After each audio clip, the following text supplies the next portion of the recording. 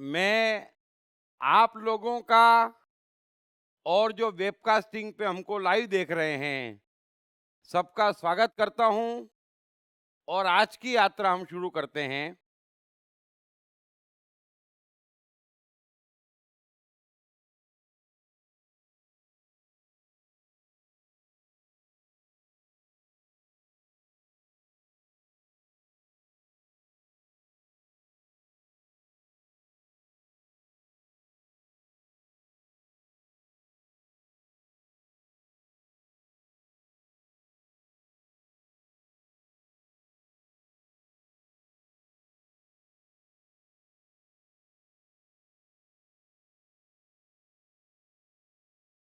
कृष्ण कह रहे हैं, जिस समय इस देह में तथा अंतःकरण में और इंद्रियों में चेतनता और विवेक शक्ति उत्पन्न होती है, चेतनता और विवेक शक्ति उत्पन्न होती है, उस समय ऐसा जानना चाहिए कि सत्व गुण बड़ा है।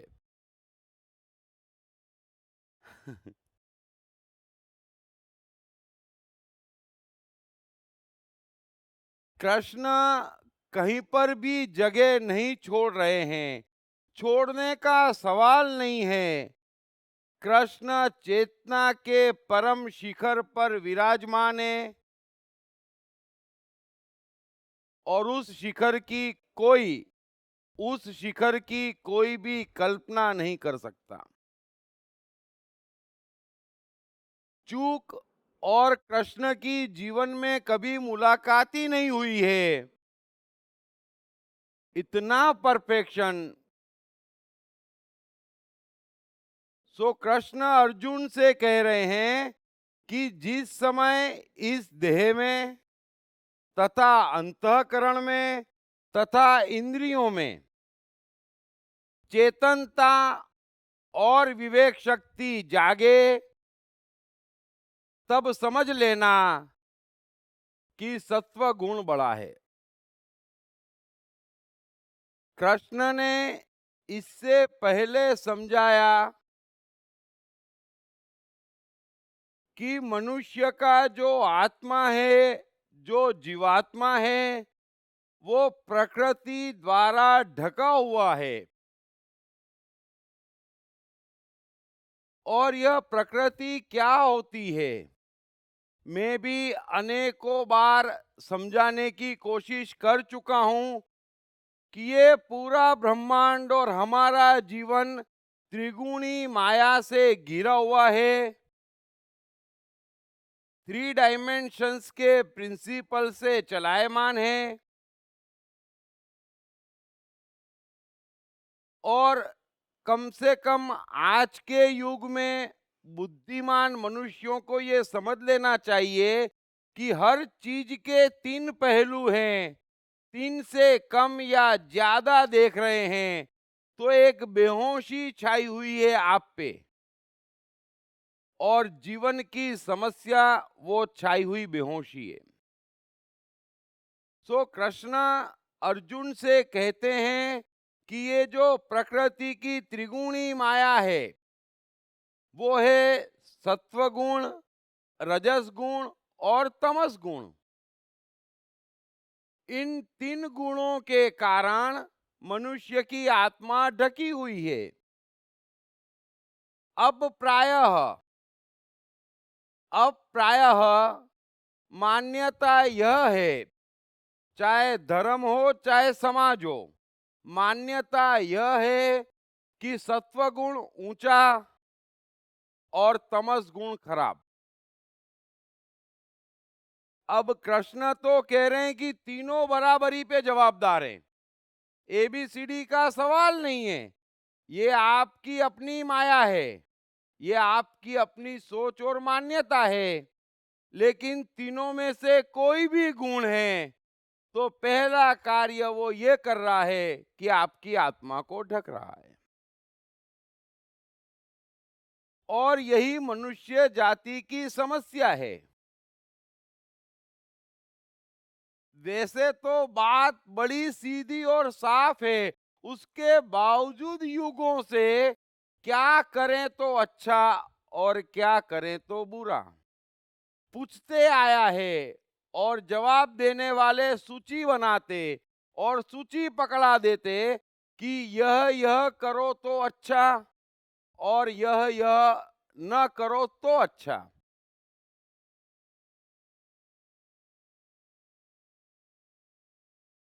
और ये जो महाविज्ञान है, ये जो परमात्मा की परम ऊर्जा हमारे जीवन में लगी हुई है, उससे हम वंचित हैं। सिर्फ इस एक कारण से कि क्या करें तो अच्छा और क्या करें तो बुरा। और जिस मनुष्य के जीवन में जब तक ये सवाल है, आत्मा का, परमात्मा का, धर्म का, उसके जीवन में नामो निशान आने वाला नहीं है। और यह पूरा अध्याय इसी बात के आसपास घूम रहा है। एक बहुत बड़ा विज्ञान कृष्ण कह रहे हैं, और इस श्लोक में कह रहे हैं कि चल अर्जुन, चल अर्जुन, वैसे तो मैंने कह दिया कि ये तीनों गुण बराबरी पर जवाबदार हैं आत्मा को ढकने के लिए। जीवात्मा ढका हुआ है प्रकृति की इस त्रिगुणी माया से। और मैं कितनी बार कह चुका हूं कि दोनों जगत यहां एक साथ अस्तित्व में है। एक परमात्मा का जगत है जिसकी कृष्ण चर्चा कर रहे हैं, वहां का सिद्धांत सीधा और साफ है कि प्रकृति के इन तीनों गुणों में से कोई भी गुण आप में है, या आप खोजने जा रहे, या इन तीनों गुणों में भेद कर रहे हैं किसी भी वजह से, किसी भी कारण से, किसी भी मान्यता के कारण, तो फिर समझ लेना कि आपने अपनी मायावी दुनिया बना ली, और इस दुनिया में परमात्मा का दूर दूर तक नामो निशान नहीं है। परमात्मा की दुनिया में पाप पुण्य अच्छा बुरा है ही नहीं। और ये सीधी सी बात, और ये एकमात्र बात जो मनुष्य समझ लेगा, उसे और कुछ समझना बाकी नहीं रह जाता है।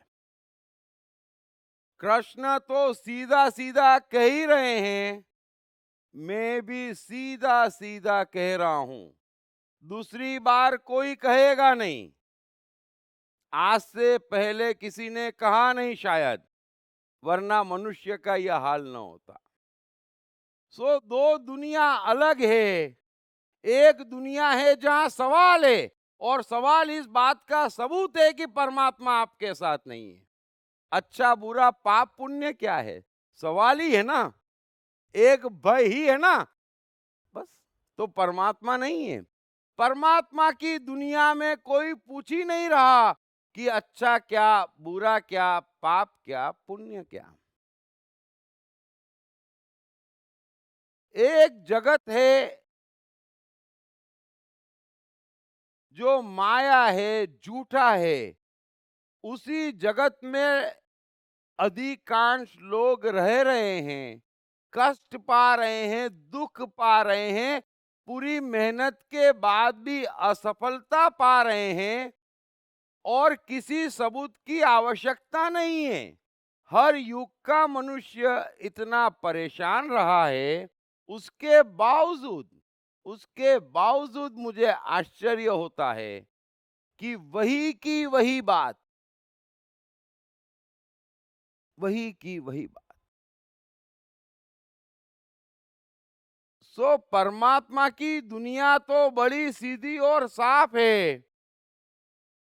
वहां पर एक पल का जीवन है, उसमें एक कर्म किया जा सकता, और कर्म वहीं किया जा सकता जहां आप उपस्थित हैं, है ना।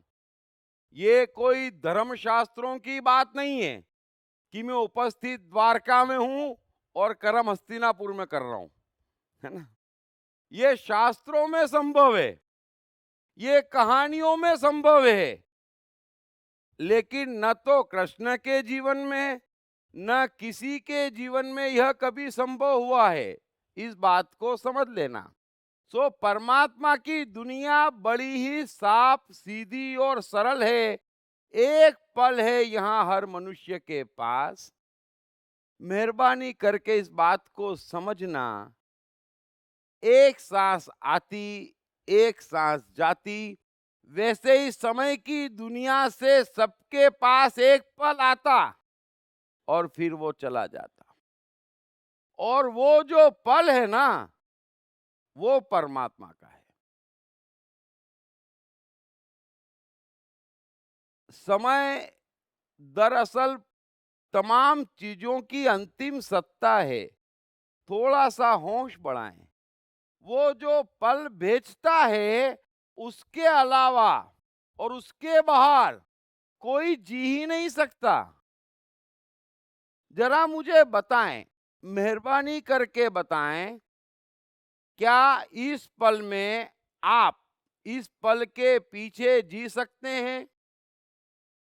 अगर आपकी घड़ी में 7:40 हुई है, जो भी आज की तारीख हो, उस तारीख में इस समय क्या आप 7:39 पर जी सकते हैं? नहीं जी सकते ना। 7:41 पे जी सकते हैं। तो यही बात तो कृष्ण समझा रहे हैं। 7:40 पर 7:40 पे ही जिया जा सकता है, न आगे न पीछे। और आपके सवाल क्या हैं? पीछे ले जाते, शास्त्रों में क्या लिखा है? अरे भाई, ये तो 5000 वर्ष पीछे चले गए आप। समझना मेरी बात को। बुद्ध ने क्या कहा था, फिर आप पीछे चले गए। आप पीछे क्यों जा रहे हैं? पिताजी क्या कहते थे, आप पीछे चले गए। पल ये है और आप पीछे चले जाते हैं। फिर कल क्या होगा? पास होऊंगा कि फेल? आप आगे चले जाते हैं। समझ लेना। यहां पर समस्या क्या है? ये प्रकृति की माया क्या है? मेहरबानी करके समझ लेना। जीवन कीमती है, बस। और मैं पूरा का पूरा कृष्ण के साथ चल रहा हूं। मुझे जीवन से प्यार है। कृष्ण को जीवन से प्यार है। जीवन ही परमात्मा है और वो इस पल में है, न पीछे न आगे। लेकिन कौन आपको आगे पीछे ले जा रहा है? क्यों आप मजबूर है आगे पीछे जाने को? कृष्ण कह रहे हैं कि इन 3 गुणों के कारण। इन 3 गुणों के कारण चाहे आप सत्व मान ले, और मैंने कितनी बार कहा, सत्व है क्या? आप कहते, आप मानते, आपका धर्म कहता, वो सत्व हो गया। आपके पिताजी, आपके दादाजी, आपके नाना जी कहते, वो सत्व हो गया। आप जो मानते वो सत्व हो गया। ये तो कमाल हो गया, क्योंकि दूसरा नहीं मानता ऐसा, है ना? जो आपके पिताजी मानते, वो मेरे पिताजी नहीं मानते। जो आपका धर्म मानता, वो मेरा धर्म नहीं मानता। तो फिर सत्व हो कैसे गया? सो पहले तो ये भ्रम हटा लें कि सत्व गुण, तमस गुण या रजस गुण अलग अलग हैं। ये तीनों बांध रहे हैं। ये तीनों बांध रहे हैं आपके परमात्मा को। और परमात्मा कहाँ है? परमात्मा इस पल में है और ये तीनों आपको पल के बाहर ले जाते। थोड़ा सा इस बात को समझना। अब जिसको आप सत्व कहते कि रोजे रखना सत्व है, तो आप कितना आगे चले जाते? 1 साल बाद इस तारीख को फिर रोजे रखूंगा। आप कितना आगे चले जाते और फिर भ्रमित होते कि ये महान बात है, मैं हर सोमवार करूंगा। फिर भ्रमित हो जाते, पल के बाहर चले जाते। और धर्म, सत्य, ईश्वर पल में है। सो कृष्ण क्या कह रहे हैं कि चल अर्जुन, कायदे से तो ये तीनों गुण आत्मा को बांधते बराबरी पे, लेकिन फिर भी यदि इन तीनों गुणों में भेद करना हो कि चल एक अच्छा, एक एवरेज और एक बुरा, नाम कुछ भी दे दें, तो चूंकि सामान्य मान्यता में सत्व गुण श्रेष्ठ है और कृष्ण स्पष्ट कह चुके हैं कि हर सत्व गुण का फल क्या है? गर्व, अभिमान। और अभिमान, गर्व, अहंकार से बड़ा पाप नहीं है। और आप ये मेरी बात लिख के रख लेना, जिस मनुष्य में जितने सत्व गुण हैं वो उतना खतरनाक है। मैं तो सत्व गुण वालों से पूरा का पूरा डिस्टेंस बना के चलता हूं, क्योंकि ये खतरनाक लोग हैं, क्योंकि अहंकारी होते, गर्व करते। और गर्व की बात नहीं है, जो गर्व करता, जिसमें अहंकार है, वो अपना शत्रु है, वो आपका कभी मित्र नहीं हो सकता। ये मेरी बात लिख के रख लेना। और सत्वगुण अभिमान देता, ये सबको मालूम है, बड़ी शान से कहते मैंने रोजे रखे। आप जीवन में देख लेना, मैंने उपवास किए, मैं मंदिर जाता, मैं ये नहीं करता, मैं टाइम पे उठता, मैं एकदम डिसिप्लिन, मैं ऐसा, ये जितने में है ना, आप जीवन में उन लोगों से बच के चलना। वो किसी के नहीं हो सकते, ना किसी के हुए हैं, जो अपना नहीं। सो कृष्ण कह रहे हैं कि सत्व गुण खतरनाक है, ये अभिमान देता है, मैं तीरंदाजू, मैं राजा बनूंगा, मैं ऐसा हूं, मैं वैसा हूं, मैं ये करता हूं। उनमें से पूछो, क्या आप एडिसन हैं? नहीं। बुद्ध है? नहीं। कबीर है? नहीं। किशोर कुमार है? नहीं। तो फिर आप है क्या? बकरी हैं जो मैं कर रहे हैं? जब मैं कोई बात आपसे कह रहा हूं, तो आपका जीवन बनाने के लिए कह रहा हूं। जो कोई भी मनुष्य सत्वगुण ओढ़ा हुआ है, कितना ही रिश्ता हो, आपका कोई अनुभव हो, वो दिल से खोखले होते हैं, कभी किसी के नहीं हुए। सो कृष्ण कह रहे हैं कि कायदे से तो तीनों गुण बराबरी पे हैं, और जिस पर मनुष्य इतराता फिर रहा है और जिसे सत्वगुण कहता है, उसका फल अभिमान है। और वो अभिमान के लिए, वो गर्व के लिए ही वो कार्य करता है। कोई घर में बैठकर भगवान को याद नहीं करता है। जरूरी है सब जने देख लें, हज पे जाते तो जाने के पहले भी सब रिश्तेदारों को बुला लेते, मैं जा रहा हूं। अरे वाह वाह वाह वाह वाह।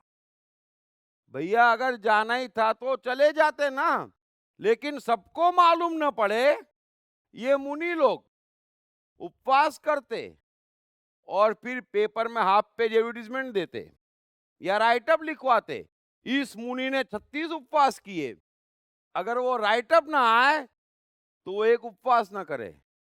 इस बात को समझ लेना आप। तो ये जो भी सत्व गुण हैं और जिनमें भी हैं,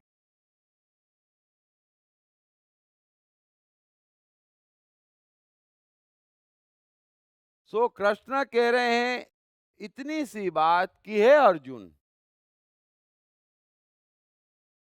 तू भी शास्त्रों का शिकार है और मानता है कि सत्व गुण अच्छे, रजस ऐसा और तमस ऐसा। सत्य तो ये है कि तीन में से कुछ भी है तो परमात्मा नहीं है, बस। लेकिन चलो मान लें कि गुणों को तीन चीजों में विभाजित करना हो, तो अर्जुन एक बात समझ ले, अगर शरीर, इंद्रियों, बुद्धि, अंतःकरण में चेतना जागे और विवेकशीलता जागे, है ना, तो समझ लेना कि सत्व गुण बड़ा है, यानी कहीं ना कहीं परमात्मा के पास जा रहे हो, यह समझ लेना। ब्यूटीफुल। कृष्ण ये नहीं कह रहे हैं कि जो गीता पढ़े समझ लेना वो परमात्मा के पास जा रहा है। कृष्ण ये भी नहीं कह रहे हैं कि जो हिंदू धर्म अपनाएगा वो परमात्मा के पास जाएगा। कृष्ण ये भी नहीं कह रहे हैं कि जो भगवा पहने का 56 भोग खाएगा वो परमात्मा के पास जाएगा। कृष्ण कह रहे हैं देह में, यानी शरीर में, मन में, इंद्रियों में और अंतःकरण में चेतनता जागे, जीवनता जागे, जीवन जागे, तो समझ लेना कि सत्व गुण बड़ा है। सवाल मंदिर और मदिरा का नहीं है, सवाल युद्ध और सन्यास का नहीं है। अर्जुन तू मान रहा है इस समय और मुझे समझाने की कोशिश कर रहा है। समझ लेना इस बात को कि युद्ध खराब और सन्यास अच्छा, सन्यास सत्व। कृष्ण कह रहे हैं ऐसा नहीं है। सत्व तो वो है जिससे तेरे देह में, तेरे मन में और तेरी इंद्रियों में चेतनता जागे। और इस समय तेरा हाल देख, त्वचा जल रही है, गला सूख रहा है, कांप रहा हूं, भ्रमित हो रहा हूं, डर रहा हूं, धनुष नहीं उठ रहा है। हैं? फिर तो सन्यास की बात कर रहा है। सवाल सन्यास और युद्ध का नहीं है। तेरी त्वचा जलना बंद हो जाए, तेरा मुंह सूखना बंद हो जाए,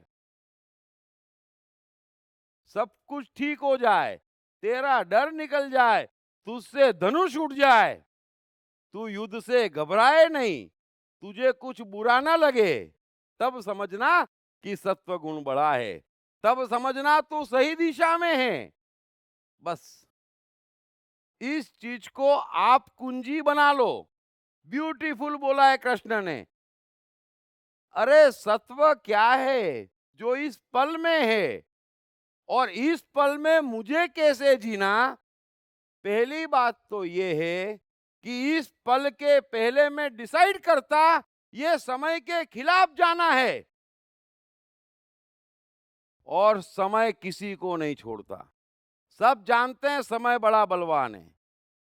क्या करूं, यहां पर दिखता ही नहीं किसी को समय। जो पल आया नहीं उसका आप जैसे ही डिसाइड करते हैं आप समय के दुश्मन हो जाते हैं, फिर उसको कोई नहीं बचा सकता। एक चीज समझना,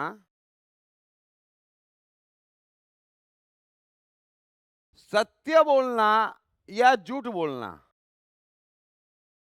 ये दो कर्म हैं। अब मुझे आप इतना बताएं कि इसमें से कौन सा अच्छा और कौन सा बुरा, कोई भी मुझे बताए। माइक देना, माइक देना। सच बोलना अच्छा है, सच बोलना अच्छा है। मान लिया, मान लिया, हाँ जी, पक्का अच्छा है। हाँ बिल्कुल। तो आप कृष्ण के सिद्धांत के खिलाफ जा रहे हो। कैसे कैसे बताइए। बताता हूं।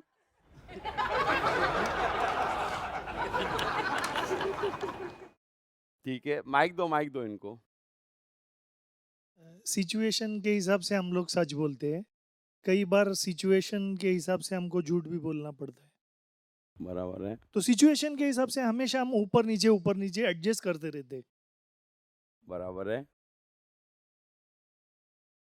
हेलो। दोनों ही अच्छे हैं क्योंकि इट्स हर इंसान की अपनी सरकमस्टेंस कैसी होती है उसके अकॉर्डिंग उसको उस वक्त पे जो सही लगता है उसके हिसाब से वो बोला गया। झूठ भी सच है और सच भी सच है, और कभी सच भी गलत होता है। सर एक बात और है, ये सच में अपनी फायदे के लिए सच को झूठ बोलने का ये भी गलत होता है। आजकल यही होता है, अपनी फायदे के लिए झूठ को सच बोल देता है, इसको सच नहीं कहता। सच ये होता है किसी को परोपकार, या वो एक कहावत है, झूठ बोल के शादी करा, वो चलेगा, माँ बाप गरीब रहता है। अब अपनी फायदे दूसरों को धोखा देना है, वो सच कैसे कहे सर, आप बताइए। सर सच सच है, झूठ झूठ है, इसमें कोई वो नहीं है। कौन बोला ये? ये नहीं, सच क्या है और झूठ क्या है? देखो मैं समझाने की कोशिश करता हूँ। हाँ प्लीज। सत्य और झूठ जो है एक सिक्के के दो पहलू हैं, और आदमी अपने समय के अनुसार जो उसे कन्वीनियंट लगता है और जिसमें उसे सुख मिलता है वो बोलता है। सत्य भी बोलता है और झूठ भी बोलता है। सर अगर सच बोलने से अगर किसी का नुकसान होता हो, मैं गा के बोलो ना। अगर ऐसा सच जिसको बोलने से अगर कईयों का नुकसान होता हो, ह्यूमैनिटी का नुकसान होता हो, अगर तो वैसा वो सच पाप है। और अगर ऐसा झूठ जिससे किसी का भला हो सकता हो, खुद के सिवाय भी और मानवता का भला हो सकता हो, वो सच, वो झूठ जो है वो पुण्य है। देखो ये एक गहरा विषय है, आपने सबने अच्छे जवाब दिए। मैं इतनी गहराई में तो नहीं जाऊंगा वरना गीता खत्म ही नहीं होगी। युधिष्ठिर ने सत्य बोलने की प्रतिज्ञा ली थी और कृष्ण ने बोला मेरे भाई झूठ बोल, है ना। कृष्ण ने न जाने कितने छल किए, कितने झूठ बोले, कितने कपट किए, उसका कोई हिसाब नहीं है। थोड़ा सा जीवन को समझना और कृष्ण जो समझाना चाह रहे हैं उसे सबको समझना जरूरी है। जीवन कोई बोझ नहीं है, इतना अच्छा है, इतना स्मूथ है। मैं तो बोलते चले जाता और ये मान के चलता, समझ गए, है ना। अभी कुछ गुंडे किसी बच्चे को खोजते हुए आए और आपको मालूम है वो कहाँ रहता है, तो क्या आप सच बोलेंगे? समझ लेना इस बात को। सो कृष्ण जो कहना चाह रहे हैं उस बात को समझना कि अंतिम अथॉरिटी समय है और वो तय करता कि इस समय हमें क्या करना। और अगर त्रिगुणी माया से समझें तो समय, संजोग और परिस्थिति, ये तीन मिला के हमारे जीवन की फाइनल अथॉरिटी है। इतना सा ज्ञान आ जाए, ये अंतिम ज्ञान है। फिर एक चीज जानने समझने की आवश्यकता नहीं है, हमारे भीतर से नेचुरल फ्लो है। हमारे भीतर एक इंटेलिजेंट कंप्यूटर है, वो ढका हुआ है सिर्फ इस वजह से कि हम मान के चल रहे हैं कि ये अच्छा और ये बुरा, बस ये पाप ये पुण्य। अब उसकी जगह कहाँ है?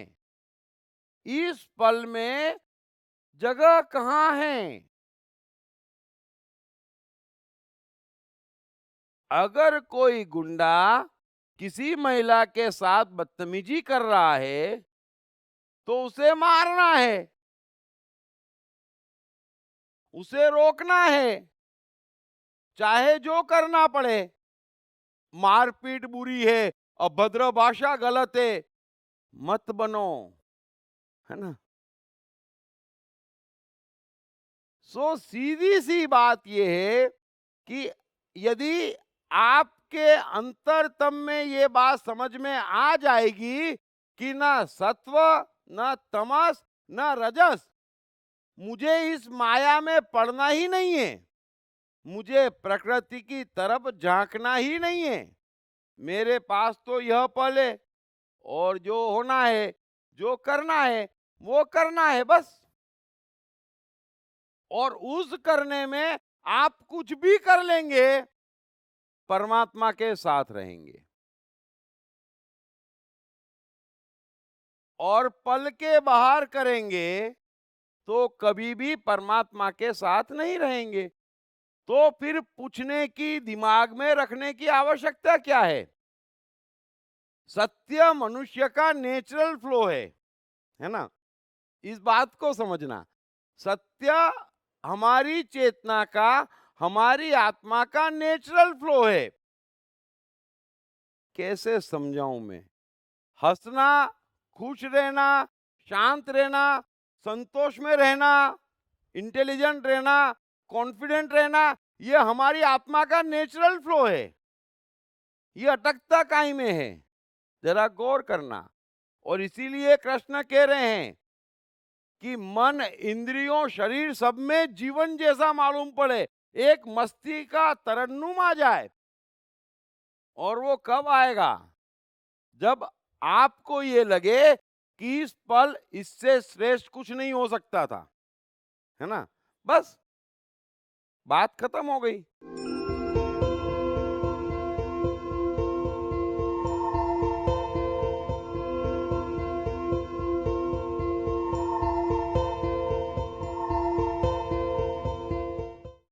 मैं कृष्ण हूँ विश्व की ऐसी पहली किताब है जिसमें कृष्ण के संपूर्ण जीवन को गहरे रिसर्च के बाद एक सिलसिलेवार कहानी के रूप में लिखा गया है। दीप त्रिवेदी द्वारा लिखित इस किताब में कृष्ण स्वयं अपने जीवन की कहानी को बतलाते हैं और अपने हर कर्म के पीछे के मुख्य कारणों पर चर्चा करते हैं। ये किताब अंग्रेजी, हिंदी तथा गुजराती में सभी प्रमुख बुक स्टोर्स और ई-कॉमर्स साइट्स पर उपलब्ध है। कैसे अनपढ़ एडिसन 1000 से ऊपर पेटेंट्स रजिस्टर करवाने वाले वैज्ञानिक हो गए, कैसे पेट्रोल पंप पर पेट्रोल भर रहे धीरू भाई इतने बड़े व्यवसायी हो गए, कम पढ़े लिखे व स्कूली शैतान कैसे स्टीव जॉब्स हो गए। सफलता के पैमाने अनेक, कारण सिर्फ एक, मन की शक्तियाँ।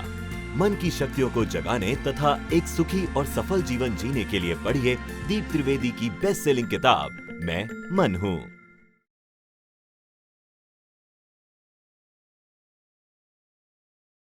अभी अगर मैं आपको सत्य समझाने जाऊं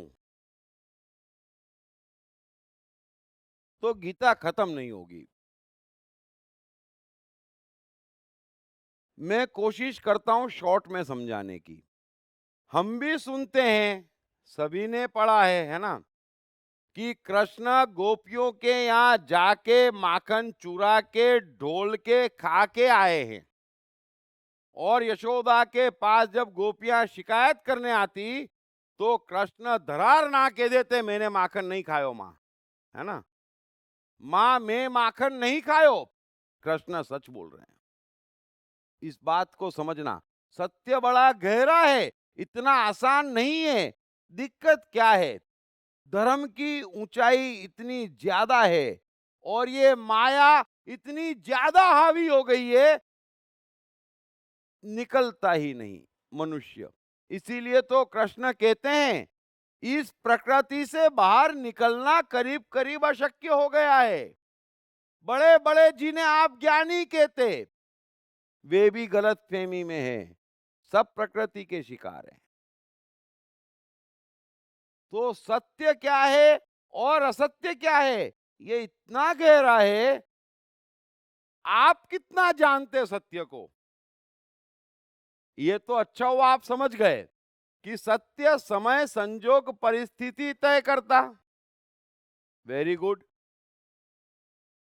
लेकिन सत्य के भी हजारों स्वरूप हैं।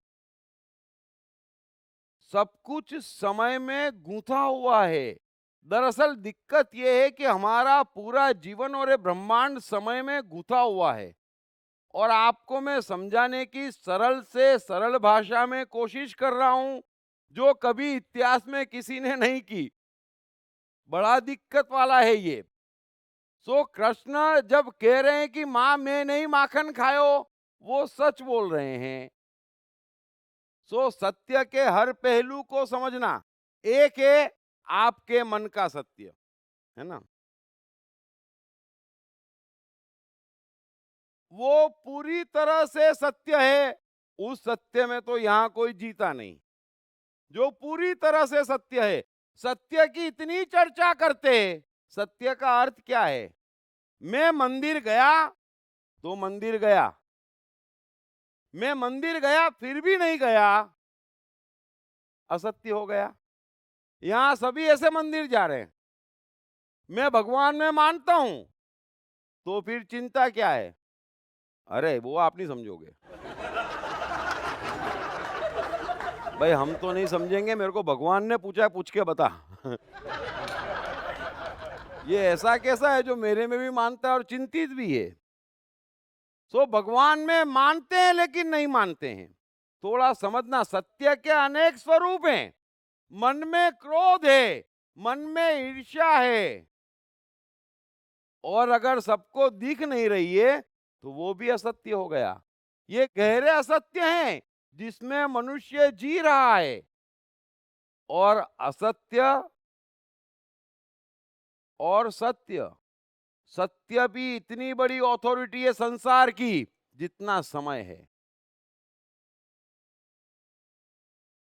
फिर जब आप बाहर डील करते हैं, इस बात को समझ लेना, जब आप बाहर डील करते हैं तो तब सत्य का प्रकार और स्वरूप पूरी तरह चेंज हो जाता है। सत्य का प्रकार और स्वरूप समझ लेना पूरी तरह चेंज हो जाता है। ये बात तो सही है कि जब तक हम आत्मा के निकट न जाएं, जब तक हमें भीतर वाकई अनुभव न हो जाए, जब तक हमें भीतर वाकई अनुभव न हो जाए कि ये समय क्या है, ये सत्य क्या है, थोड़ा मुश्किल है। लेकिन मैं आपकी तमाम मुश्किलें आसान करने की कोशिश कर रहा हूं। अगर आप इस माया जाल के बाहर निकल गए तो जीवन में संकट नहीं है। तो जैसे ही हम बाहर आते, जैसे ही हम बाहर आते कि सत्य बदल जाता। थोड़ा समझना, जब हम एक्ट करते तब सत्य का स्वरूप क्या होता? समय, संजोग, परिस्थिति। झूठ बोलना है वही सत्य है। यदि बच्चे का पता बता दिया तो असत्य हो गया, इस बात को समझना। वो कर्म ही असत हो गया, वो सत्व गुण बचा ही नहीं। अगर कोई गुंडे किसी लड़की के साथ बदतमीजी कर रहे हैं और आप कहें मैं तो अहिंसा का पुजारी हूं, महावीर का भगत हूं, तो आप तो वैसे ही असत्य हो गए। तो क्या करेंगे? पट्टी बांध के देखते रहेंगे? नहीं, उसे पीटना पड़ेगा, मारना पड़ेगा, ठीक करना पड़ेगा। पल का सत्य है, आप सत्य से बिछड़ जाएंगे। सो सत्य डिफाइन है। वैसे ही मन का सत्य, वैसे ही जब बाहर डील करते सत्य फिर बदल जाता। परिवार में, दोस्तों में सत्य बदल जाते। अगर कोई आपसे पूछ रहा है कि मैं क्या करूं, अब वो आपसे पूछ रहा है, समझ लेना इस बात को। अब यहां दो सत्य आ गए, थोड़ा सा समझने की कोशिश करना। एक उसका सत्य और एक आपका सत्य, है ना? वो पूछते वक्त भी तय किए बैठा रहता है कि क्या करना है, बराबर है? यहां पर कोई पूछता नहीं है किसी से, सिर्फ एंडोर्समेंट के लिए आता है। ये जीवन की हकीकत समझ लेना। सो उसके मन का सत्य होता है कि मुझे ये करना है, और फिर आपके मन का सत्य होता है कि ये नहीं करना है। अब क्या करेंगे? दोनों सत्य दिख रहे हैं, तो सत्य क्या है? यदि उसकी इच्छा में उसका या ह्यूमैनिटी का महान नुकसान नहीं है तो आप कुछ भी सोचते हो, आपको यही कहना चाहिए कि तू जो सोच रहा है ना, या जो करना चाह रहा है वो ठीक है। या आप वही कहें जो उसकी इच्छा है, क्योंकि उसकी इच्छा उसका सत्य है। आपके सत्य की कीमत नहीं है, करना किसको है? थोड़ा समझना, करना उसे और इच्छा मेरी, असत्य हो जाएगा। तो सत्य बड़ा गहरा है, सत्य इतना गहरा है, अगर ये गहरा ना होता तो लाखों में एक एडिशन ना होता, है ना? मैं चाहता हूं ये एकदम सॉल्व हो जाए। इस प्रकृति की माया में कुछ भी खतरनाक नहीं है। सिर्फ ये जो बेकार की शिक्षाएं हमने ग्रहण की है ना, उसके अलावा कुछ भी खतरनाक नहीं है। सो कृष्ण कह रहे हैं कि सत्व गुण का अर्थ ही इतना है कि शरीर, मन, इंद्रियां सब में चेतना जागे, चैतन्यता जागे। और मुझे कोई भी बताना कि आप भूखे मरेंगे तो शरीर में चेतना जागेगी, कि 56 भोग खाएंगे तो चेतना जागेगी। जहां जहां आप मर रहे हैं, परमात्मा जीवन है। जहां जहां आप मर रहे हैं, चाहे शरीर हो, इंद्रिय हो, मन हो, कृष्ण कह रहे हैं कि अगर वो मर रहा है तो समझ लेना सत्व गुण में नहीं हो तुम। कुछ भी मान के करो और कुछ भी करो, दिन भर एक पांव पे खड़े रहूंगा, अब ये चेतना का लक्षण नहीं है। जीवन गया, आप असत में आ गए, आपका या दूसरे का। शॉर्ट में समझ लें। सो सत्व गुण जो कृष्ण कह रहे हैं वो हर आदमी का पर्सनल है। कोई दुनिया का बाहर वाला डिफाइन नहीं कर सकता और ये नहीं कह सकता कि ये सत्व गुण है, ये रजस गुण है और ये तमस गुण है।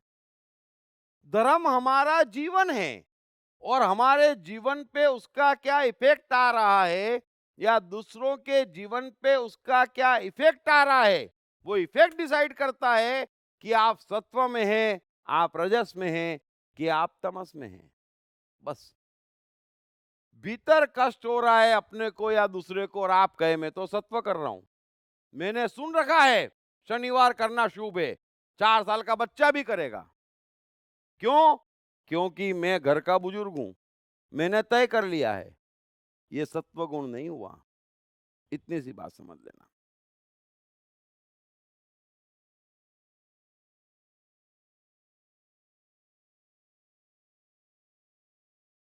आगे कृष्ण कह रहे हैं कि हे अर्जुन, रजोगुण के बढ़ने पर लोभ, प्रवृत्ति, स्वार्थ बुद्धि से कर्मों का सकाम भाव से आरंभ, अशांति तथा विषय भोगों की लालसा, ये सब उत्पन्न होते हैं।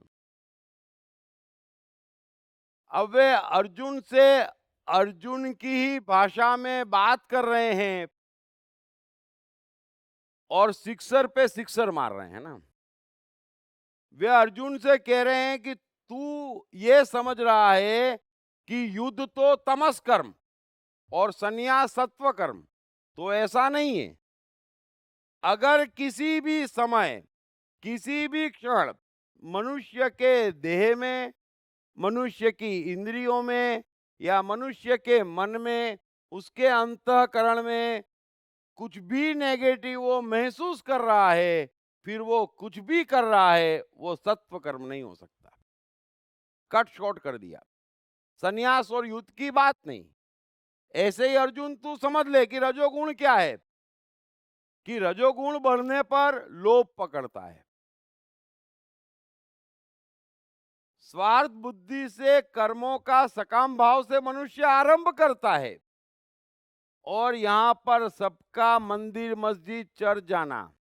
सकाम कर्म है स्वार्थ बुद्धि से कि ईश्वर मेरा भला करे, ईश्वर मेरा भला करे, मेरे परिवार को सुख दे, शांति दे, स्वास्थ्य दे। आदमी शुरू कहां से होता है? प्रायः, वैसे तो होता नहीं है, फिर भी जेंटलमैन से जेंटलमैन शुरू के 6 महीने भगवान के पास जाएगा और बोलेगा प्रभु सबका भला कर। फिर 6 महीने बाद बोलेगा प्रभु मेरे परिवार का भला कर। सबसे परिवार पे आएगा और 2 साल बाद बोलेगा परिवार का भी जो ना हो, प्रभु मेरा भला कर, है ना। कृष्ण कह रहे हैं कि स्वार्थ बुद्धि से कर्मों का सकाम भाव से आरंभ। अर्जुन तू युद्ध के लिए आया था, तब भी तेरा स्वार्थ था कि राज्य चाहिए, कौरवों से दुश्मनी निकालना है, उन्हें तड़पता हुआ देखना है, उन्हें मारना है। और तू भागने की बात कर रहा है तो उसमें भी स्वार्थ है कि मैं ना मर जाऊं, बस बाकी जो होना हो। तो कृष्ण कह रहे हैं कि ये जो रजोगुण है, जो सकाम भाव से स्वार्थ के कारण, और उसका फल क्या है? अशांति। यहां पर सबके जीवन में अशांति है, कारण क्या है? रजोगुण हावी है। हम ये मान ही नहीं सकते और ये समझ ही नहीं सकते कि कर्म करो पर फल की चिंता मत करो। हम ये मान ही नहीं सकते। और मुझे आश्चर्य होता है, कृष्ण ने गीता 5000 वर्ष पूर्व कही और ब्यूटीफुल साइकोलॉजी दे दी कि कर्म करो पर फल की चिंता मत करो। यहां पर हर कोई गीता में मानता है।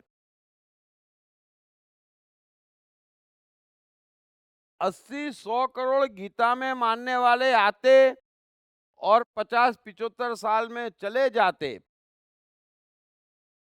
उसमें से 10, 20, 40, 50 को छोड़ दो तो किसी को इस सूत्र पे विश्वास नहीं है।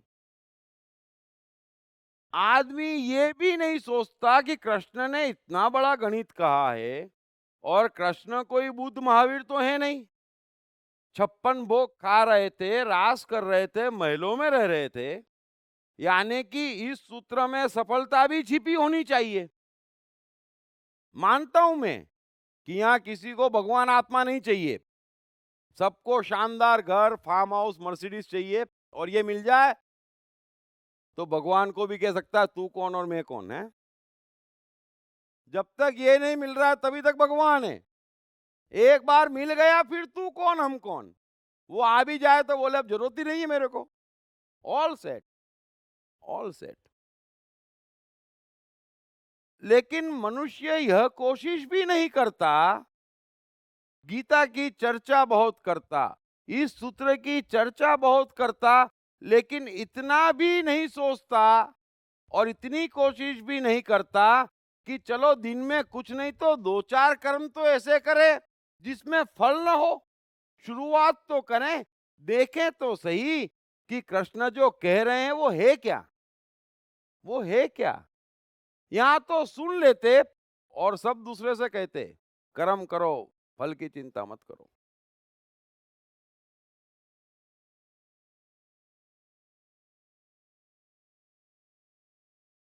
सो यहां पर हर कोई रजोगुण का शिकार है, और कृष्ण अर्जुन से यही कह रहे हैं कि तू इस गलत फहमी में मत रहे, तू इस गलत फहमी में मत रहे कि तू जो युद्ध से भागना चाह रहा है वो सत्व गुण है, उसमें रजोगुण का पूरा प्रभाव है, इसीलिए तू इतना अशांत हो रहा है ना।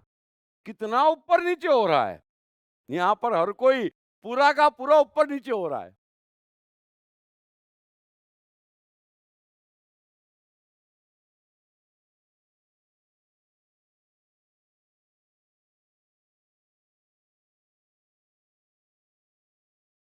हे अर्जुन, तमोगुण के बढ़ने पर अंतःकरण और इंद्रियों में अप्रकाश, कर्तव्य कर्मों में अप्रवृत्ति और प्रमाद अर्थात व्यर्थ चेष्टा और निंद्रादि अंतःकरण की मोहिनी वृत्तियां, ये सब ही उत्पन्न होते हैं। अब कृष्ण कह रहे हैं अर्जुन से कि तमोगुण के बढ़ने पर अंतःकरण और इंद्रियों में अप्रकाश, ऐसा लगता है जैसे सब कुछ अंधेरा ही अंधेरा छा गया है। कल तो बड़ा ही खतरनाक आने वाला है, कल क्या होगा सब गड़बड़ लग रही है, तब समझ लेना कि तमोगुण जोर मार रहा है ना। मेहरबानी करके कृष्ण ने जो अपनी परिभाषा दी है इन तीनों गुणों की, दिक्कत क्या आती है? जितनी अधर्म की चर्चा धर्म के नाम पर इस जगत में हो रही और हुई है, उससे ज्यादा कभी नहीं हुई। अब मैं कितनी बार समझाता हूं कि धर्म बाहर का विषय ही नहीं है, धर्म का अर्थ है हमारे भीतर की बात, और अर्जुन भी वही कर रहा है जो हर कोई कर रहा है, कि ये अच्छा ये बुरा, ये सत्व गुण ये तमस गुण, अरे वो बाहर देख रहा है तू। युद्ध भी बाहर है, सन्यास भी बाहर है, उसका धर्म से और सत्व रजस तमस से क्या लेना देना है। सत्व का अर्थ है तू प्रसन्न है ना।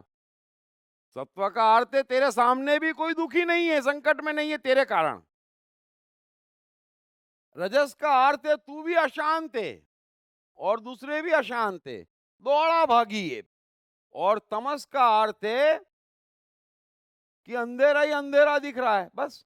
तो भीतर क्या महसूस हो रहा है वो तय कर देता है क्या सत्व क्या रजस क्या तमो।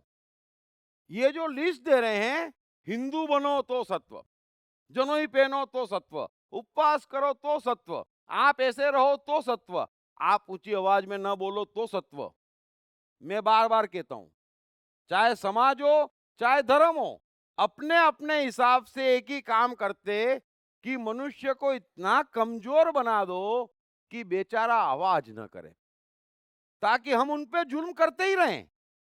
हम नेता लोग, हम ब्यूरोक्रेट्स, हम पंडित मौलवी पादरी, हम कितने ही जुल्म करें आवाज न करे, हमको कमजोर बना देते। मैं कहता हूं कमजोर बनो ही मत।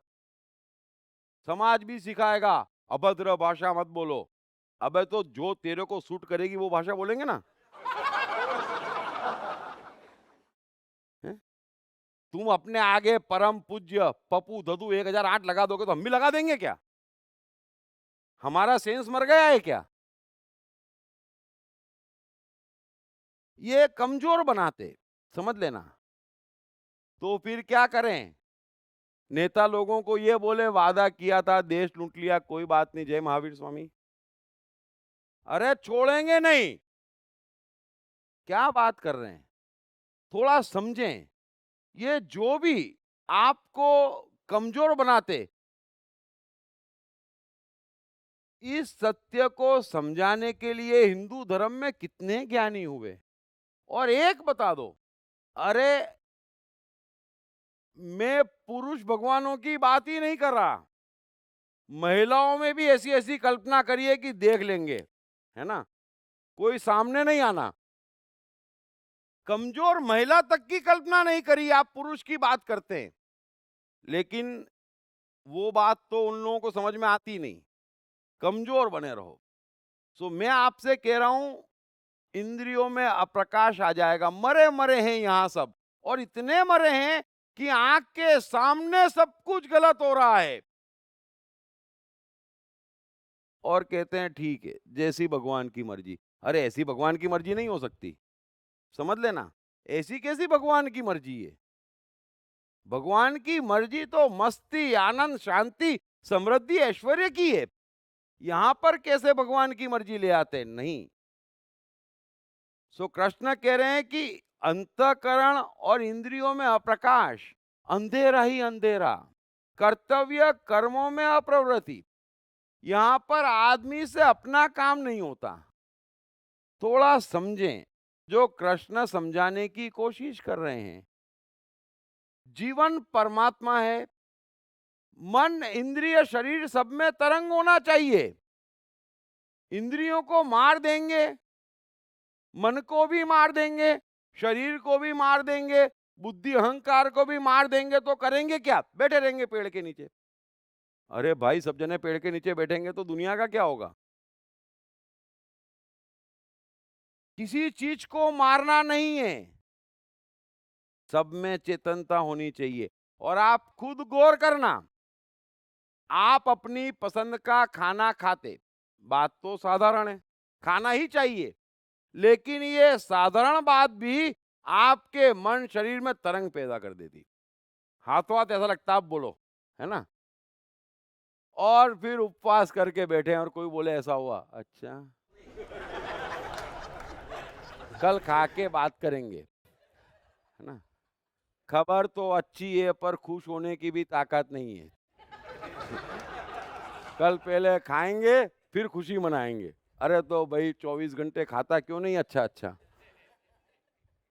सो कृष्ण कह रहे हैं कि मन, शरीर, इंद्रियों सब में चेतनता, तब जाकर समझना सत्य कर्म करा है, सत्व जागा है।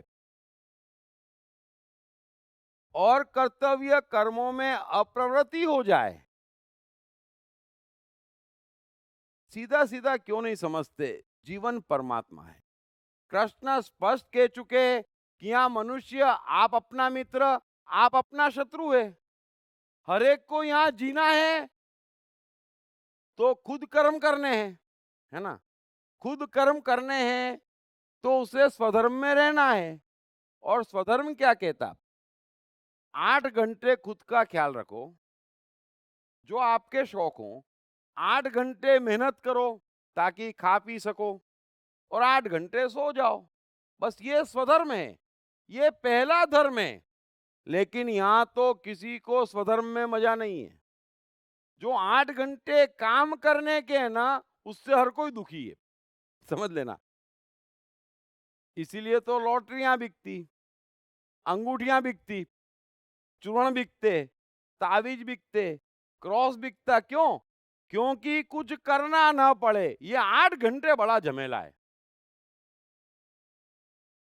मैं कितनी बार कह चुका हूं, आप हाउसवाइफ हो, नौकरी कर रहे हो, बिजनेस कर रहे हो, अगर आप इस 8 घंटे को एंजॉय नहीं कर रहे तो बचे हुए 16 घंटे आपके लिए है ही नहीं। बात ही खत्म हो गई। हम मनुष्य हैं। अरे जानवर तक को शिकार के लिए कर्म करना पड़ता है, और मैंने आज तक किसी जानवर को अपना हाथ दिखाते नहीं देखा।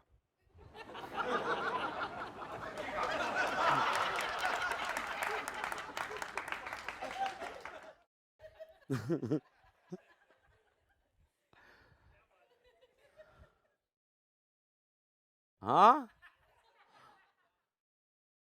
हम किसी जानवर को अंगूठी पहनते, माला पहनते, पूजते, भगवान को पटाते देखा ही नहीं है ना? तो वे जानते हैं, जानवर तक जानते हैं कि हमें खुद मेहनत करनी पड़ेगी अपना जीवन बनाने के लिए। हम उससे बचना चाहते हैं, बस। सो स्वधर्म यानी कर्तव्य कर्मों में अप्रवृत्ति, यही प्रमाद है। और वो प्रमाद करवाता क्या है? कृष्ण कह रहे हैं व्यर्थ की चेष्टाएं करवाता। आप समझ लेना, अगर कर्तव्य कर्मों में अप्रवृत्ति है, मुझे अपना स्वधर्म ठीक से करना नहीं है, या मेरे स्वधर्म के हिसाब से रहना नहीं है ना, उड़ना है, दोनों बात है। मेरे दायरे में अगर मैं रहना नहीं चाहता, यहां पर जो कोई भी अपने दायरे में रहना नहीं चाहता और अपना कर्म करना नहीं चाहता, वो क्या करता है? वही आदमी व्यर्थ की चेष्टाएं करता है। और सारे धर्म क्या सिखाते? व्यर्थ की चेष्टाएं करो, हम बैठे हैं। वे बैठे के बैठे रह जाते और हम उठ जाते।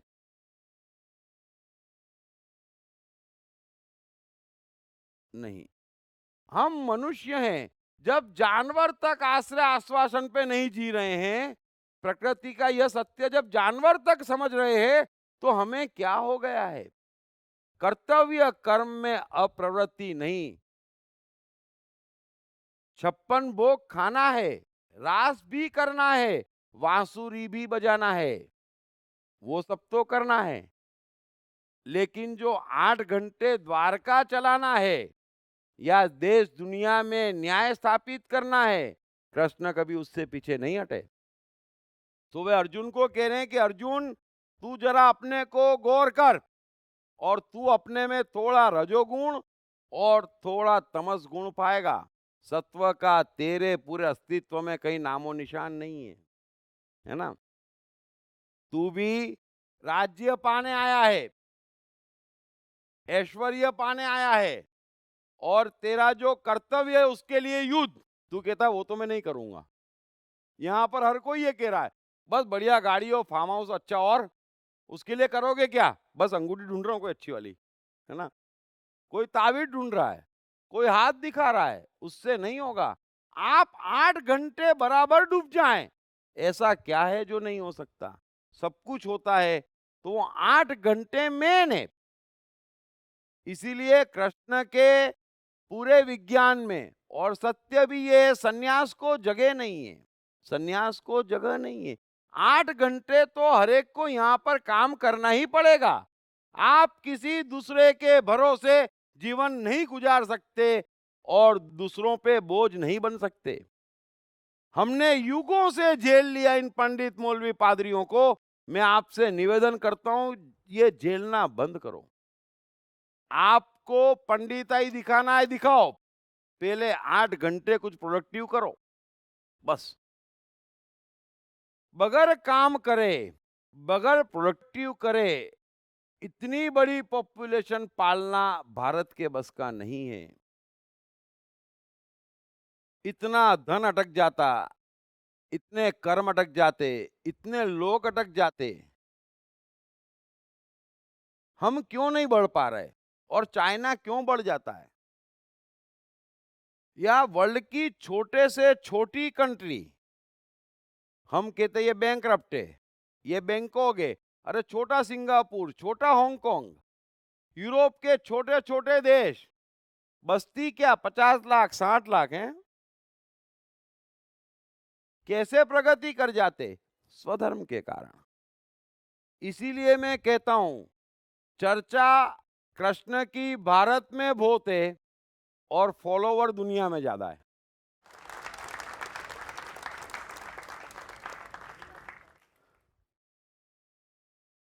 आप बताइए चाइना में कितने पंडित मौलवी पादरी है? अरे 8 घंटे तो छोटे से छोटे बच्चे को भी काम करना चाहिए। ये प्रोसीजर ही गलत है। 25 साल तो वो पढ़ाई करेगा। अरे भाई, पढ़ाई करेगा तो एडिसन को देखो, वॉल्ट डिज्नी को देखो, आप राइट ब्रदर्स को देखो, पढ़े नहीं। और जब भी पढ़ने गए तब अपने पैसे से, अपनी कमाई से स्कूल की फीस भरी है, तब जाके वॉल्ट डिज्नी बने हैं। 8 घंटे काम नहीं करना, सब बेकार है। मैं ये नहीं कहता पढ़ो मत, मैं ये नहीं कहता पंडिताई मत करो। 8 घंटे जरा दुकान चलाओ, खेती करो, अनाज उगाओ और उसी पैसे से खाओ। फिर मैं तो कह रहा हूं बचे हुए 8 दूना 16 घंटे हरी हरी करो, मुझे कोई ऑब्जेक्शन नहीं है। सो भी मत, लेकिन 8 घंटे काम करो। देश अब बोझ नहीं उठा सकता। महिलाओं को भी काम करना जरूरी है, बच्चों को भी जरूरी है। ऐसे मर मर के सड़क पे जीना, यहां पर किसी को किसी के दर्द की नहीं पड़ी है। रोज हजारों लोग फुटपाथ पे तड़प तड़प के मर रहे हैं, कोई देखने वाला नहीं है। और ऐसी खराब हालत कि अगर माँ तड़प रही है या बाप तड़प रहा है, बच्चे कर नहीं पाते कुछ भी, क्या करेंगे? देख रहे हैं तड़पते हुए, रोते हुए, पैसे ही नहीं है, अस्पताल लेता नहीं, तो पैसे कहां चले गए?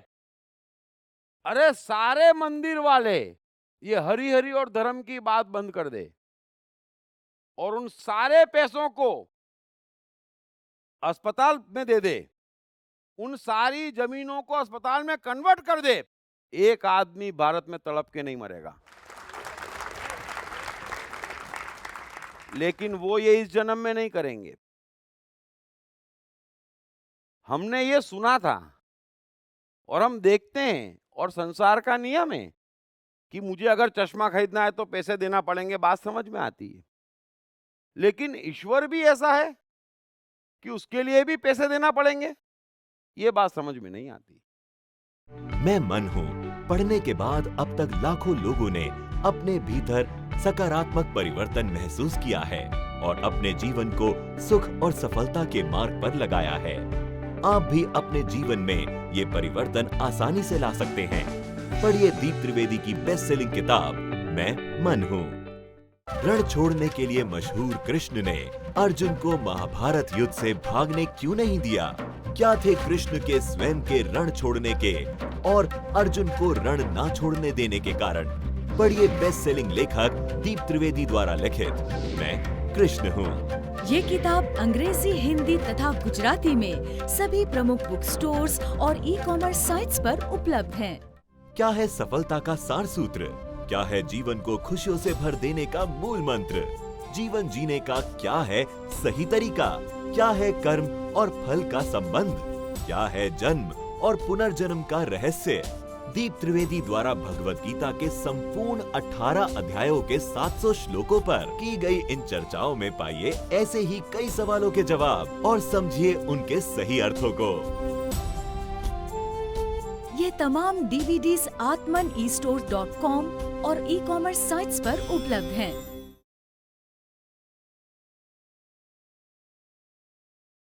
हमें थोड़ा समझना चाहिए जो कृष्ण कह रहे हैं कि ये व्यर्थ की चेष्टाएं हम करते रहते, व्यर्थ के लोगों को पालते, वरना बुद्धिमानी में, इंटेलिजेंस में भारतीय वाकई अव्वल है इस दुनिया में, लेकिन उनको पंगु बना दिया। इन नेताओं ने और इन पंडितों ने मिलकर पंगु बना दिया उनको। सारी इंटेलिजेंस उनकी धरी की धरी रह जाती। ऐसी मानसिकता पे ऐसा प्रहार करा गया कि पूछो ही मत। बुद्ध आए, महावीर आए, कबीर आए, दयानंद आए, कितने आए और चले गए, और हरेक ने जान लगा के कोशिश की कि इस मानसिकता से मनुष्य बाहर निकले, लेकिन निकलता ही नहीं, निकलता ही नहीं। सो मैं आपसे कहता हूं, कृष्ण के भक्त बनना है तो जीवन के युद्ध से पलायन मत करना। हमारा जीवन हमें बनाना, और वो 8 घंटे जो जीवन बनाने के लिए हम मेहनत करते, वो सबसे बड़ी रास है। उस रास को जो एंजॉय करेगा वो अपने पूरे जीवन को एंजॉय करेगा। उसके बगैर जीवन कुछ भी नहीं है।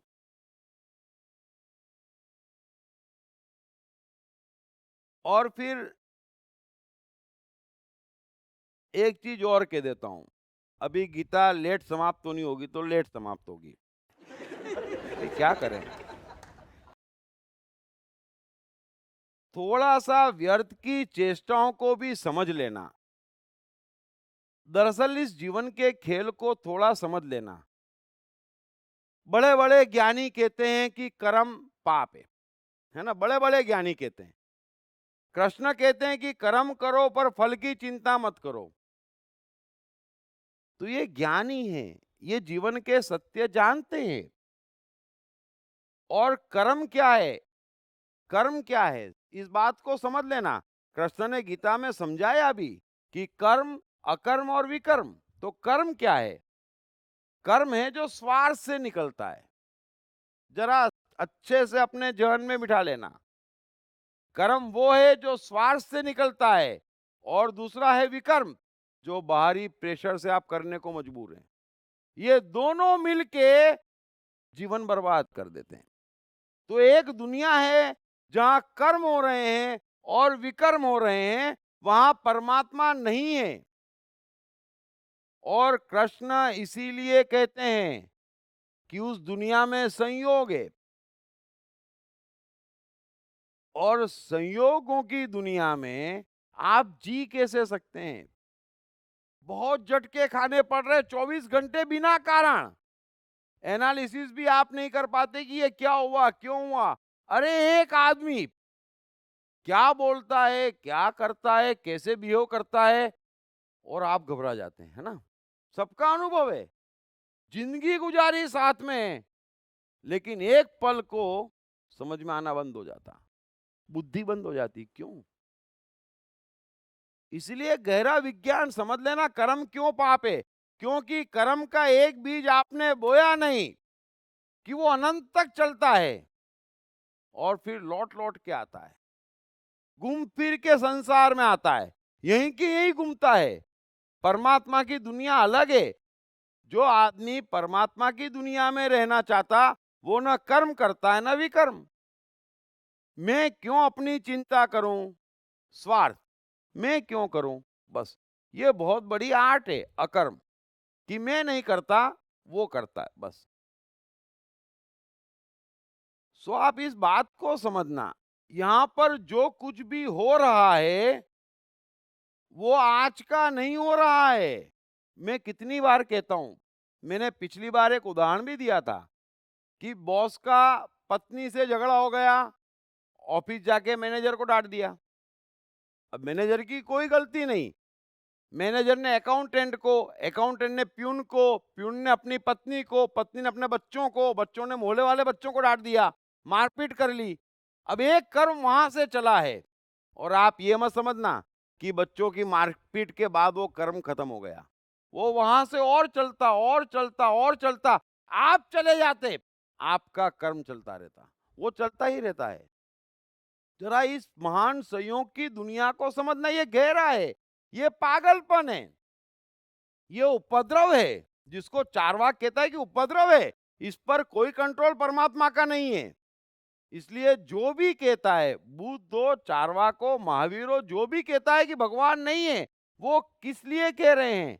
आप जिस दुनिया में रह रहे हैं वहां भगवान नहीं है। भगवान नियम से चल रहा है और आप संयोगों की दुनिया में रह रहे हैं। सो कर्म को समझे। अभी आप समझें, पैदा होना एक कर्म है। अब खोजे आप पैदा क्यों हुए।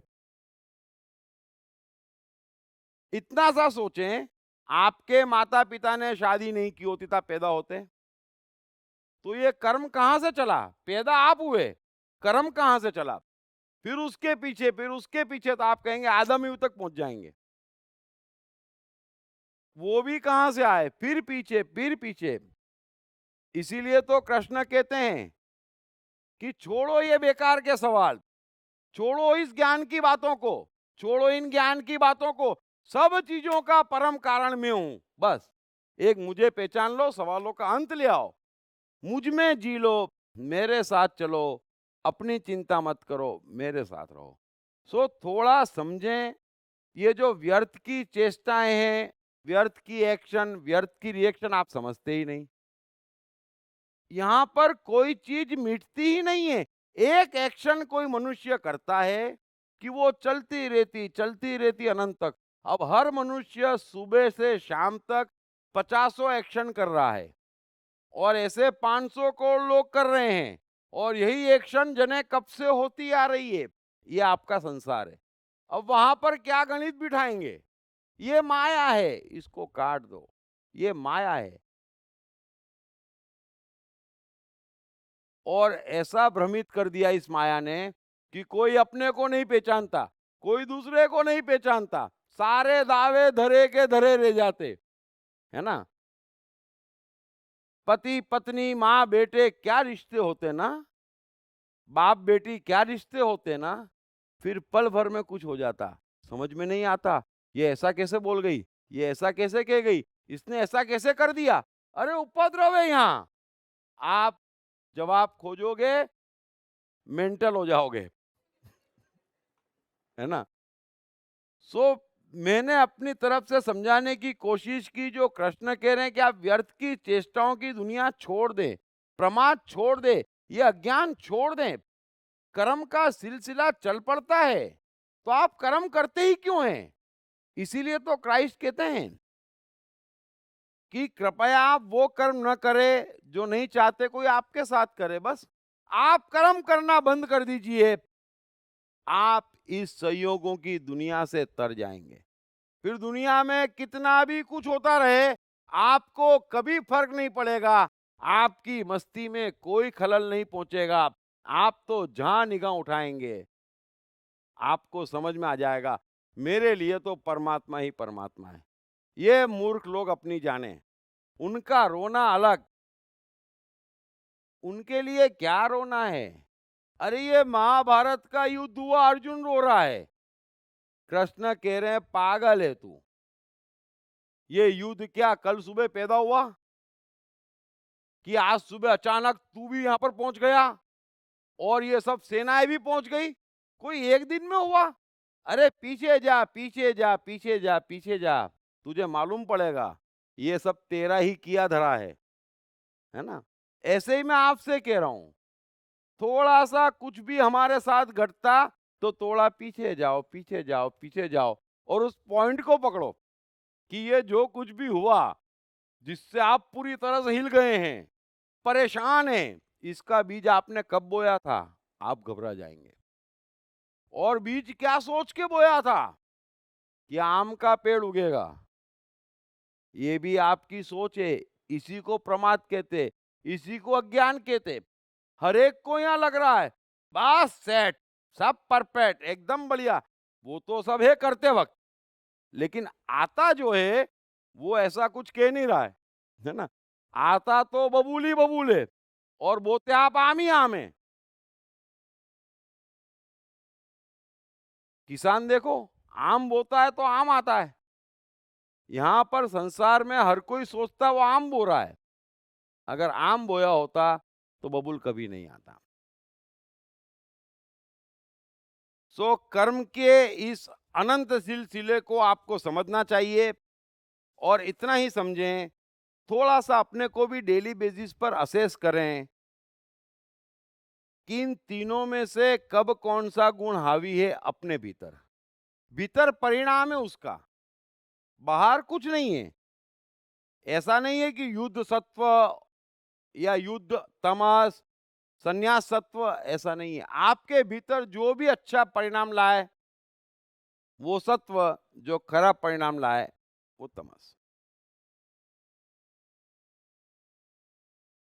आगे कृष्ण कह रहे हैं, जब यह मनुष्य सत्व गुण की वृद्धि में मृत्यु को प्राप्त होता है, तब तो उत्तम कर्म करने वालों के निर्मल दिव्य स्वर्गादि लोगों को प्राप्त होता है। रजोगुण के बढ़ने पर मृत्यु को प्राप्त होकर कर्मों की आसक्ति वाले मनुष्यों में उत्पन्न होता है, तथा तमोगुण के बढ़ने पर मरा हुआ मनुष्य कीट पशु आदि मूढ़ योनियों में उत्पन्न होता है। अब एक बार फिर समझ लेना, और मैं अनेकों बार कह चुका हूं, धर्म की कोई भी बात बाहर नहीं है, तो ये हमारे भीतर की बात है। कर्म और फल पूरा का पूरा मानसिक है। जन्म और पुनर्जन्म पूरा का पूरा मानसिक है। हकीकत में कुछ भी नहीं है, माया है। इस बात को समझना थोड़ा। हो क्या रहा है, हम जो आंख से दिखता और जो आता जाता उसी को सत्य मान रहे हैं। अब वो सत्य नहीं है। सब कुछ यहां पर मानसिक है, हमारे भीतर का खेल है। एक आदमी फुटपाथ पे भी रात भर मस्ती से सो जाता और एक आदमी को महल में भी नींद नहीं आती। सब कुछ मानसिक है। एक आदमी साइकिल भी ऐसे चलाता है ना जैसे रॉकेट उड़ा रहा हो, और एक आदमी मर्सिडीज भी ऐसे चलाता, BMW भी ऐसे चलाता जैसे कोई जुल्म हो रहा हो, है ना। तो यहां पर सब कुछ मानसिक है। बाहर तो सब कुछ होता रहता, उससे भीतर फर्क नहीं पड़ता। जो भीतर फर्क पड़ रहा है ना वो आपकी मानसिकता है। वहीं आपकी गलती है, वहीं आप कमजोर है, और वही अधर्म है। और कोई इस दुनिया में अधर्म नहीं है। धर्म भी भीतर है, अधर्म भी भीतर है, जन्म भी भीतर है, पुनर्जन्म भी भीतर है। सो कृष्ण कह रहे हैं कि जो सत्व गुण में जीता है ना, वो अगले जन्मों में स्वर्ग में रहता है। अब ये स्वर्ग क्या है? स्वर्ग भी मानसिक है और नरक भी मानसिक है। चूंकि हमारी मानसिकता नरक की है, इसलिए हम 24 घंटे दुखी, टेंशन और परेशान है। ये मानसिकता है। कृष्ण की मानसिकता स्वर्ग की है। वे हर जगह, हर हाल में, हर संकट में मस्त हैं। ये मानसिकता है। तो जो सत्व गुण में रहता है, कृष्ण कह रहे हैं उसका अगला जन्म ऐसी मानसिकता में होता है कि चाहे जो हो जाए, है ना। ये संयोगों की दुनिया और हे परमात्मा तेरी दुनिया भी मेरे कितने ही टेस्ट ले ले, है ना। जो कृष्ण चैलेंज देते थे ना, कृष्ण समय को, परमात्मा को, सबको चैलेंज देते थे, जितना कष्ट देना हो तू दे दे, परिवार तू भी दे दे, यादवों तुम भी दे दो, हे भारत के भिन्न भिन्न राजा और प्रजा तुम भी दे दो, हे परमात्मा तू भी दे दे, और ये समय तू भी दे दे। और सबको चैलेंज इतना कि मुझे एक क्षण को दुखी कर दो यार, please. Let's try your best everyone, है ना। ये कृष्ण की साइकोलॉजी थी। चलते रास्ते चैलेंज करते थे वो, कार और बिगाड़ ले, और बिगाड़। अरे गोमंतक की टेकरी पे उस समय कृष्ण की उम्र थी शायद 20.5-21 साल, और जरासंध से भाग के रण छोड़ दिया। जो रणछोड़ सुना है ना आपने, वो 20.5-21 वर्ष के जब कृष्ण थे उस समय का किस्सा है। तो भागे मथुरा से रातों रात, और रथ तो ऐसा दौड़ाया कि 3 दिन तक तो रोका ही नहीं। कल्पना करो, न भूख न प्यास कि कहीं जरासंध पकड़ न ले। और दूसरी दिक्कत, और जितने भी राजा थे उस समय 5-10 को माइनस करो तो सब जरासंध के पिछल्लू, और सबको जरासंध को खुश करना था। और सबको मालूम था कि कृष्ण और बलराम का सर ला दो, जरासंध खुश, और जरासंध खुश तो हम राजा से महाराजा। सो कृष्ण जाए कहां, कल्पना करो। तो ये दो बेगाने 3 रोज बाद कहीं रुके और किसी से पूछा और कहा कि ये समस्या है, क्या करें। उसने बोला जरासंध से बचने का एक ही उपाय है, ये गोमंतक टेकरी है, भारत की सबसे ऊंची टेकरी है, उसके टॉप पे चढ़ जाओ। वहां आदमी बस्ती छोड़ो, कुछ भी नहीं है, लेकिन वहीं बैठ जाओ। जिंदा रहना है तो दूसरा उपाय नहीं है। तो जान है तो जहान है। चढ़ गए दोनों भाई गोमंतक की टेकरी, और बैठे हैं वहां पर इतनी बड़ी टेकरी में, सोचो। और बलराम क्रोधित, क्योंकि वो रण छोड़ना नहीं चाहता था। वो चाहता था जरासंध से 2-2 हाथ कर ले। अबे कृष्ण बोले 2-2 हाथ कब होंगे, मौका ही नहीं मिलेगा, देखते ही छू कर देगा हमको। इतनी बड़ी सेना, हम क्या कर लेंगे। तो समय क्या कह रहा है, रण छोड़ के भाग जाओ। जाने तो जहान है। और वो हमको खोजते हुए आ रहा है मथुरा में, हम मिलेंगे नहीं, वापस चला जाएगा, मथुरा वालों को सताएगा नहीं, मथुरा की सेना भी नहीं मरेगी, वरना सब मर जाएंगे। तो अपने हित में भी भागना, और मथुरा के हित में भी भागना, और इंसानियत के हित में भी भागना। लेकिन बलराम बोले नाक कट रही है। कृष्ण ने समझाने की कोशिश करी कि हे बलराम मेरे भैया, मेरा अनुभव है, मेरी नाक 40 बार कट चुकी है, फिर भी वहीं की वहीं रहती है। ये भी मानसिकता है, इज्जत चली जाएगी। अरे कैसे चली जाएगी, ये भी मानसिकता। हम सोचते चली गई, अरे 10 जने गाली बोल रहे, इज्जत चली गई। हम ये क्यों नहीं सोचते उनका मुंह बिगड़ रहा है, हमारी क्यों चली गई। आप समझ लेना इस बात को, आपके साथ कुछ भी आपकी मर्जी के बगैर नहीं हो सकता। तो कृष्ण कह रहे हैं कि रण छोड़ के भागे। तो बलराम तू बार बार मुझे कह रहा है सब मथुरा वाले क्या सोचेंगे। बोले वो सोचेंगे तब तक जब तक हम जिंदा हैं, मारे जाएंगे तो सब कोई नहीं पूछेगा। है ये मरने की बात कहां से आ गई। तो कृष्ण भागे, 6 महीने उस टेकरी पे रहे, और साथ में बलराम जो 24 घंटे परेशान करे। सो कष्ट तो तू दे, कष्ट तू दे, लेकिन मेरी आंख में आंसू लाके बता। अरे कृष्ण के सामने आप यादवास्थली पढ़े तो सही, कृष्ण बैठे हैं और उनके पुत्र, उनके पौत्र, उनके रिश्तेदार, उनके नाना जी आपस में झगड़ झगड़ के मर रहे हैं, कोई नहीं बचा आंख के सामने। और कृष्ण उसे भी एक फिल्म मान रहे हैं जीवन की। तू रुला के तो देख। कृष्ण का अर्थ ही ये है कि जिसको जो करना है करके देख, मेरा भीतर मेरे कंट्रोल में है और वो मस्त है। सो स्वर्ग और नरक ये मानसिकता ऊपर नहीं है। मेहरबानी करके धर्म की कोई भी बात ऊपर मत खोजना। हमें डर है, हमें टेंशन है, यही नरक है और कोई नरक नहीं है। सो आगे कृष्ण कह रहे हैं कि रजोगुण बढ़ने पर क्या होता है?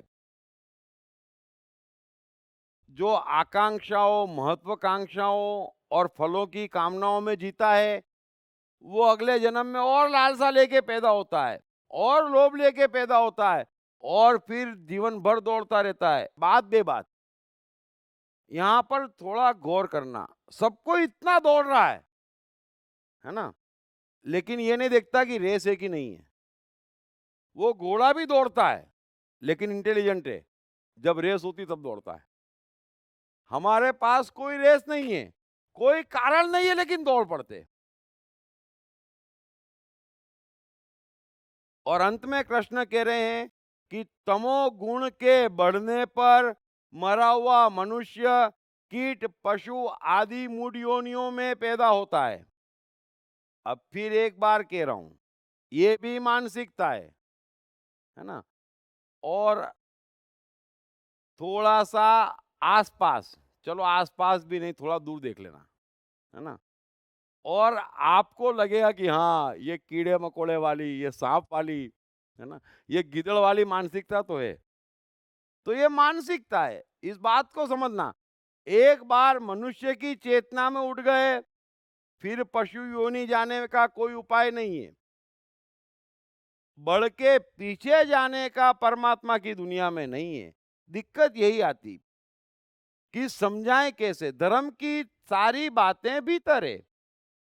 सो पशु योनि का अर्थ यही है ना, कि ऐसी मानसिकता हो जाती और जीवन इतना खराब कर देते, हम इतने कमजोर हो जाते कि कीड़े मकोड़े हो जाते, जो आता वो उड़ा जाता, है ना, जो आता वो उड़ा जाता। ये हमारी मानसिकता हो जाती। आगे कृष्ण कह रहे हैं कि श्रेष्ठ कर्म का तो सात्विक अर्थात सुख, ज्ञान और वैराग्य निर्मल फल कहा है। राजस कर्म का फल दुख एवं तमस कर्म का फल अज्ञान कहा है। ब्यूटीफुल।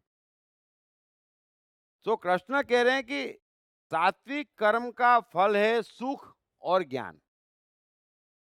अब ये लेबोरेटरी टेस्ट दे दिया, आज के बाद मत पूछना मैं मंदिर जा रहा हूं, सात्विक राजस की तमस, है ना, मैं कुछ भी कर रहा हूं, मैं कुछ भी कर रहा हूं, आप एक ही सवाल अपने आप से पूछना कि तू खुश है करने से? और जो कुछ भी ये करने से आगे होगा उससे कभी दुखी तो नहीं होगा? क्योंकि मैंने आपको समझाया, कर्म वो बीजे एक बार बोया नहीं कि चल पड़ा नहीं। सो कभी भी दुखी तो नहीं होगा। बस ये ज्ञान और सुख तो सत्व। और कृष्ण कह रहे हैं वैराग्य। वैराग्य में आगे समझाऊंगा। राजस कर्म का फल दुख, वो तो सभी जानते हैं। महत्वाकांक्षा वाले और कामनाओं वाले कभी खुश हो ही नहीं सकते। ये कामना, ये महत्वाकांक्षा एक ऐसा खिलौना है कि मनुष्य दौड़ तो पड़ता और सोचता कि इतना हो जाए बस, और इतना होते ही सोचता है अब इतना हो जाए तो बस। ऐसा करते करते मरने पे आ जाता, आईसीयू में भर्ती होता, लेकिन कामना और महत्वाकांक्षा, इच्छाएं वैसी की वैसी मजबूत रहती। इसीलिए एक बात समझ लेना, आज आप तृप्त नहीं है, आज आप संपूर्ण नहीं है, आज आप राजा नहीं है कि मेरे पास वो सब कुछ है जो होना चाहिए, फिर आप कितना ही दौड़ लें, जीवन भर भिखारी रहेंगे। और की रटन लगाता हर पीने वाला, है ना। सो कृष्ण कह रहे हैं कि राजस कर्म का फल दुख और तामस कर्म का फल अज्ञान कहा है। बस ये अज्ञान जो है ना, और मैं कैसे समझाऊं, मनुष्य आप अपना मित्र, आप अपना शत्रु, ये ज्ञान है। अब हर कोई इसके खिलाफ जा रहा है। अब आपका मित्र भगवान नहीं हो सकता और उसके पास यही एक काम नहीं है ना। इस बात को समझ लेना, मनुष्य आप अपना मित्र, आप अपना शत्रु, ये ज्ञान है। कर्म करो पर फल की चिंता मत करो, ये ज्ञान है। यहां पर कोई वस्तु अपनी प्रकृति चेंज नहीं करती। पत्थर पत्थर है और इमारत इमारत है, बस। फिर इमारत कोई पवित्र और कोई अपवित्र ये नहीं हो सकता। पत्थर पत्थर है, कोई पत्थर महान या पवित्र नहीं हो सकता। और मैं आपको समझाने की कोशिश कर रहा हूं, आप भी जानते हैं सब कुछ मानसिकता है। सो आप ही रंग भरते, आप ही खुश होते, उससे आपके जीवन में कोई परिणाम नहीं आता। प्रकृति यहाँ कोई चेंज नहीं करता। तो ये सीधा सीधा ज्ञान है, लेकिन उस ज्ञान में नहीं जीना, ये तमस गुण है। और इसी कारण, क्योंकि पूरी दुनिया तमस गुण में जी रही, जने कैसी कैसी बातों को ज्ञान मान रही, और कृष्ण वो ही कह रहे हैं कि वे कीड़े मकोड़े और पशुओं की तरह जीने को मजबूर है, क्योंकि अज्ञान है। न तो हवा, न पानी, न पत्थर, न हीरा, न जीवन, न शरीर, यहाँ पर कोई भी अपनी प्रकृति चेंज करने वाला नहीं है। अरे इस शरीर ने कृष्ण बुद्ध क्राइस्ट के लिए अपनी प्रकृति चेंज नहीं करी, तो और क्या ज्ञान चाहिए आपको? बस। तो यहाँ पर कोई भी चीज अपनी प्रकृति चेंज करने वाला नहीं है। बाहर संयोगों की दुनिया है, वहां बहुत कुछ होते रहने वाला है। शरीर आपका हो, बुद्ध का हो, क्राइस्ट का हो, उस पर जुल्म होगा, उसको कष्ट होगा, एक उम्र होगी, वो चला जाएगा, बात समाप्त हो जाएगी। सो यहीं पर हम अपनी यात्रा समाप्त करते हैं और 10 मिनट का ब्रेक लेते हैं और फिर आगे चलते हैं ना।